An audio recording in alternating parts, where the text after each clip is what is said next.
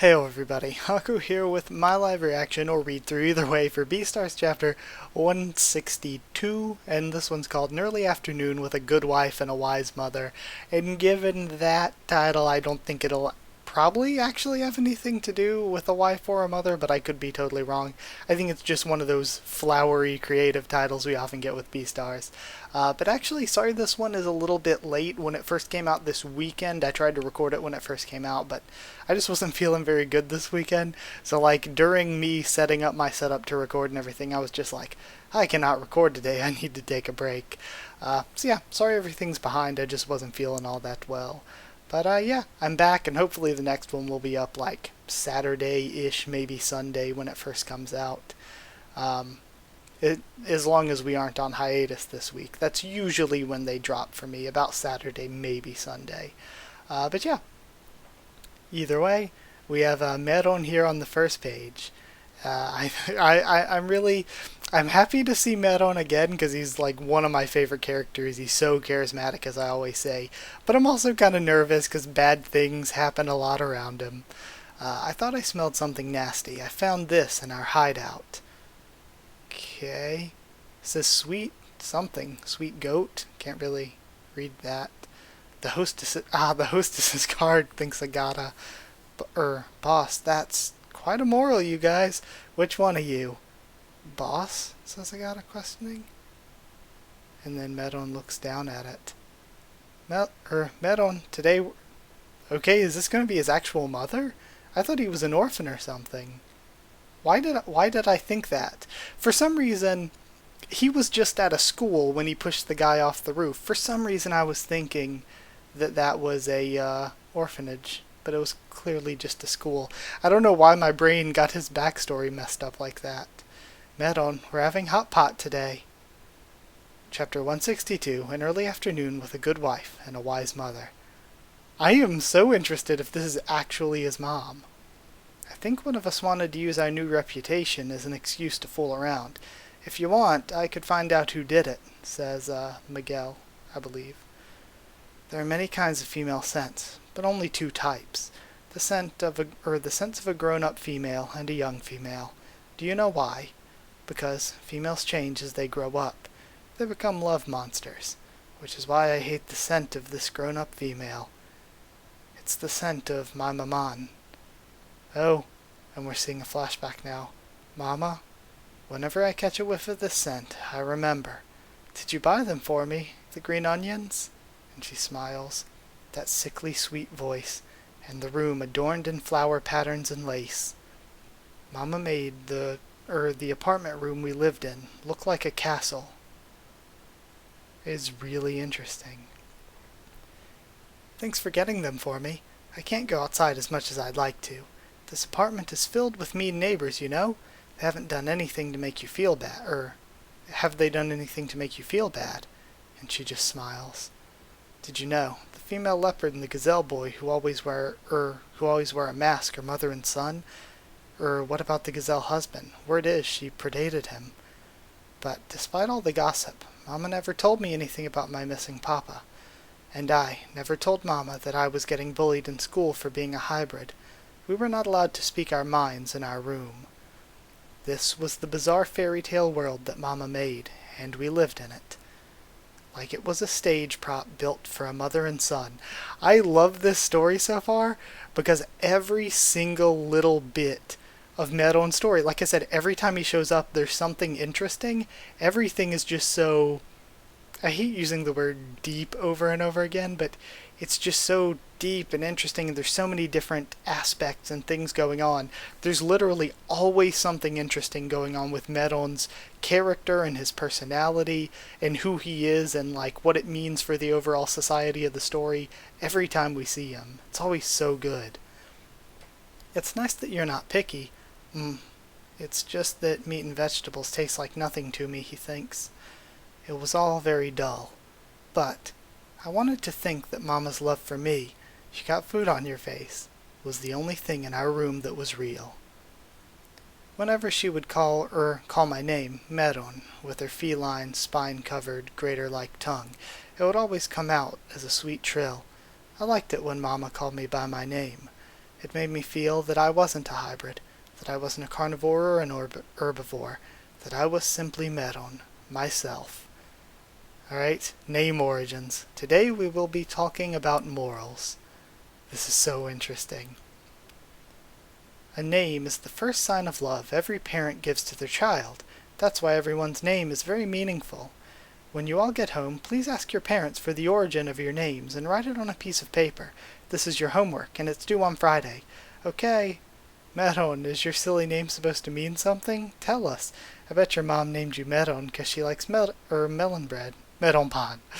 She's the kind of female who got a kid from a gazelle after all. Your mommy isn't right in the head. I wanted to kill him. And I love this juxtaposed panel of this dark Meron. How would Mama have reacted if I killed the bastard who insulted her? I thought about it for a few seconds, but I couldn't find an answer, even though I was her own son. What? You're creepy. Let's get out of here. And they all walk off because he just stares at them silently. And now we see him back in their apartment. A name is the first sign of love every parent gives to their child. Mama? Yes. I learned about morals today, and I got a homework assignment for name origins. Why did you decide to name me Meron? And then she looks at him. Melons, you see, are not fruits nor vegetables, but they still taste good. You're not a carnivore nor an herbivore, but I still want you to live a life that's as sweet as melons. That is my wish that signifies your name. Man, I really actually like this a lot. That was the first time these clothes, because she was burning it the whole time, that my mama talked about my status as a hybrid. They're burnt, and yet she had still insisted on using that fairy tale tone of hers, and I couldn't forgive her for that. And he burned her arm. And we're seeing this psychopath nature come out of him because of him being bullied and going through what he goes through every day, and she just talks about his life like it's nothing. But then again, of course, she didn't know the extent of it because he was keeping it a secret. Mama, this is reality. My life as a hybrid is nothing but reality. I know, because you have your papa's eyes, and I love them very much for it. I love those frightened eyes, and that frail body. They're the very essence of an herbivore's beauty. You remind me of your papa's flavor, which I love so much. Meron. Mama's sweet trill, he thinks. The grater on her feline tongue wasn't meant for calling her son by his name. They were meant for scraping meat off of bone. In truth, I always knew it. And he hits her with the iron. You were always a maiden in love, Mama. When I destroyed Mama, who was always crazy, along with our stupid room, I felt that our room had become normal for once. That's right. I forgot to clarify one of Mama's misunderstandings. I don't take after Papa. I take very much after Mama. Hello, is this the police? Someone just broke into our house. And he calls. So, we're seeing this tragedy of, it seems like she really, really did kill his father then. We saw that she was kind of a psychopath, and between her raising him in such a weird, messed up way and the stuff he was going through outside of the home situation, the two things kind of conflated together to pass along this psychopathic nature to him, where I feel like it's not this case where he just, I don't know, I wasn't going to say it's like a sociopath thing where he doesn't feel anything for other people. I feel like it's one of these things where Meron has tried his whole life to get along and fit in, and that's what makes him even more messed up, because he's tried to get along and fit in. He's tried to find this taste, but everything is just sand and nothingness, and no matter how hard he tries to fit in, everything is messed up. And the fact that everything is messed up to him is what drove him to be such a horrible monster of a person. So Meron is such an interesting character. Like I said earlier on reading this, it feels like every time that his character shows up, we always get something different, something interesting, and we learn something through the storytelling. Like whether it's this flashback, the flashback before, the chase with Lugosi and showing Lugosi how people are going to take my side immediately because I'm an herbivore. They're going to arrest you and I can get away in the meantime. So, or because he looks like an herbivore, at least is what I meant.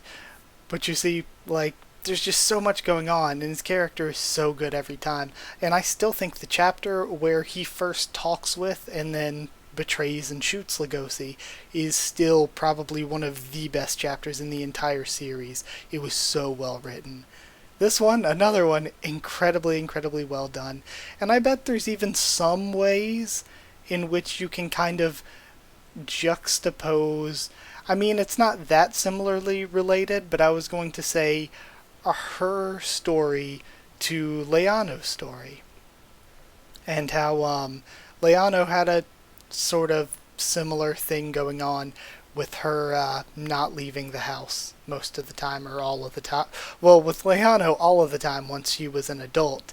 But with Meron's mom, it seemed like she didn't leave home either, but she probably could, so it probably wasn't an all the time thing for her.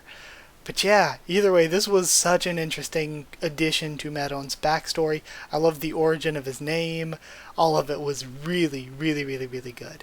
So either way, I'm going to end this here, get the video off as soon as possible. Like if you did like the video, comment down there, tell me what you thought of this chapter, what you thought of my thoughts on it. Subscribe for more Beastars, much more on the channel. Follow on Twitter if you want. I'll try to keep you updated there and stuff for the channel or talk to you there. If you'd like a link to our Discord server to talk to me or more of us on Discord, just ask and I can give you a link. It's free and open for anyone. And I feel like I'm forgetting something. Oh yeah, if you want to help support the channel on Patreon to make sure I can keep doing these videos and all, then it's patreon.com/Haku of the tubes, or a link will be in the description. But either way, thank you again for watching, and I'll see you all next time.